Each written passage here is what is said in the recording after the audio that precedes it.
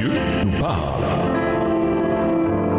Chaque jour, Charles et Carole vous présentent la leçon de l'école du sabbat.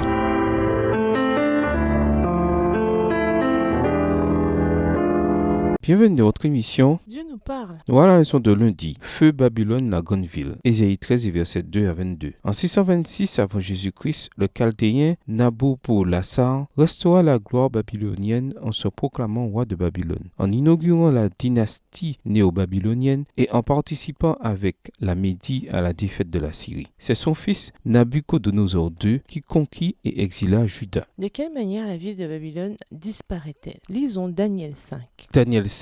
Le roi Belchazzar donna un grand festin à ses grands au nombre de 1000, et il but du vin en leur présence. Belchazzar, quand il eut goûté au vin, fit apporter les vases d'or et d'argent que son père Nebuchadnezzar avait enlevés du temple de Jérusalem, afin que le roi et ses grands, ses femmes et ses concubines s'en servissent pour boire. Alors on apporta les vases d'or qui avaient été enlevés du temple de la maison de Dieu à Jérusalem, et le roi et ses grands, ses femmes et ses concubines s'en servirent pour boire. Ils burent du vin, et ils louèrent les dieux d'or, d'argent, d'airain, de fer, de bois et de pierre. En ce moment apparurent les doigts d'une main d'homme. Ils écrivirent en face du chandelier sur la chaude de la muraille du palais royal. Le roi vit cette extrémité de main qui écrivait. Verset 6. Alors le roi changea de couleur et ses pensées le troublèrent. Les jointures de ses reins se relâchèrent et ses genoux se heurtèrent l'un contre l'autre. Le roi cria avec force qu'on fit venir les astrologues, les chaldéens et les devins. Et le roi prit la parole et dit aux sages de Babylone: quiconque lira cette écriture et m'en donnera l'explication sera revêtu de pourpre, portera un collier d'or à son cou et aura la 3e place dans le gouvernement du royaume. Tous les sages du roi entrèrent, mais ils ne purent pas lire l'écriture et en donner au roi l'explication. Sur quoi le roi Belchazzar fut très effrayé. Il changea de couleur et ses grands furent consternés. La reine, à cause des paroles du roi et de ses grands, entra dans la salle du festin et prit ainsi la parole. Ô roi, vis éternellement, que tes pensées ne te troublent pas et que ton visage ne change pas de couleur. Verset 11. Il y a dans ton royaume un homme qui a en lui l'esprit des dieux saints, et du temps de ton père on trouva chez lui des lumières, de l'intelligence et une sagesse semblable à la sagesse des dieux. Ainsi le roi Nebuchadnezzar, ton père, le roi ton père, l'établit chef des magiciens, des astrologues, des chaldéens, des devins. Parce qu'on trouva chez lui, chez Daniel, nommé par le roi Belchazzar, un esprit supérieur de la science et de l'intelligence, la faculté d'interpréter les songes, d'expliquer les énigmes et de résoudre les questions difficiles. Que Daniel soit donc appelé et il donnera l'explication. Alors Daniel fut introduit devant le roi. Le roi prit la parole et dit à Daniel: es-tu ce Daniel, l'un des captifs de Juda, que le roi mon père a amené de Juda? J'ai appris sur ton compte que tu as en toi l'esprit de Dieu et qu'on trouve chez toi des lumières, de l'intelligence et une sagesse extraordinaire. On vient d'amener devant moi les sages et les astrologues afin qu'ils lussent cette écriture et m'en donnassent l'explication. Mais ils n'ont pas pu donner l'explication des mots. Verset 16. J'ai appris que tu peux donner des explications et résoudre des questions difficiles. Maintenant, si tu peux lire cette écriture et m'en donner l'explication, tu seras revêtu de pourpre. Tu porteras un collier d'or à ton cou et tu auras la 3e place dans le gouvernement du royaume. Daniel répondit en présence du roi: garde tes dons et accorde à un autre tes présents. Je lirai néanmoins l'écriture au roi et je lui en donnerai l'explication. Ô roi, le Dieu suprême avait donné à Nebuchadnezzar ton père l'empire, la grandeur, la gloire et la magnificence. Et à cause de la grandeur qu'il lui avait donnée, tous les peuples, les nations, les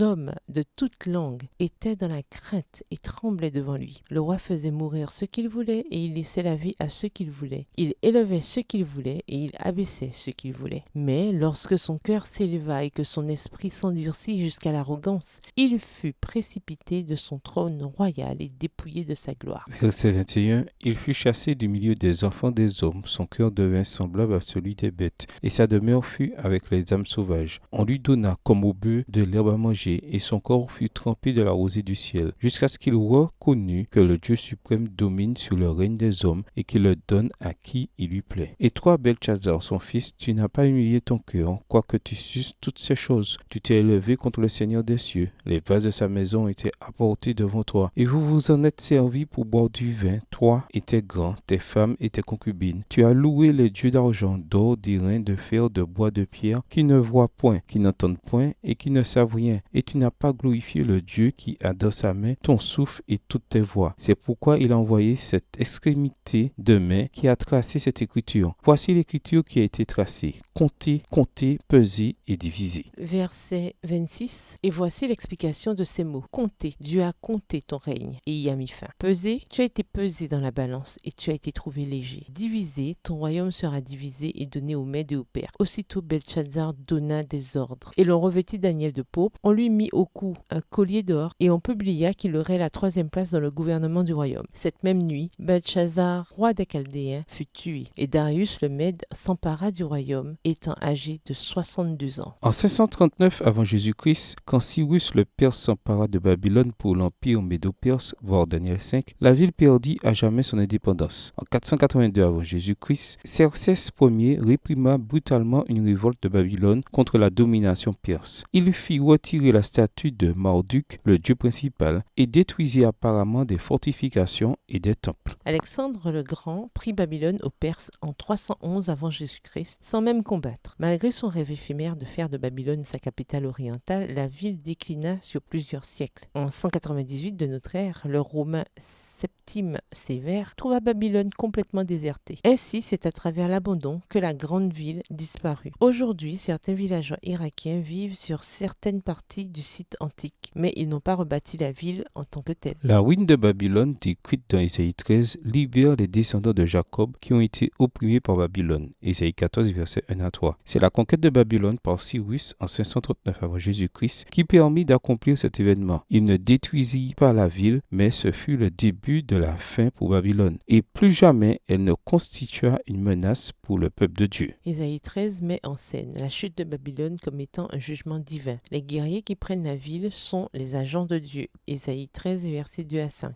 Le temps du jugement est appelé le jour du Seigneur. Ésaïe 13, versets 6 et 9. Et la colère de Dieu est tellement puissante qu'elle affecte les étoiles, le soleil, la lune, les cieux et la terre. Ésaïe 13, versets 10 et 13. Comparez Juge 5 où le chant de Déborah et Barak décrit le Seigneur comme s'avançant dans un tremblement de terre et avec de fortes pluies tombant du ciel. Juge 5, verset 4. Juge 5, les versets 20 et 21 décrit les éléments de la nature, y compris les étoiles comme combattant l'oppresseur étranger. Imaginez que quelqu'un vivant à Babylone à l'époque de sa gloire puisse lire ces paroles d'Ésaïe 13, notamment Ésaïe 13 et versets 19 à 22. Comment cela devait sembler insensé et impossible? Les autres prophéties, encore à venir, semblent insensées et impossibles pour nous aujourd'hui. Pourquoi serions-nous insensés, cependant de les rejeter comme étant impossibles? Au revoir. Et à demain si Dieu veut.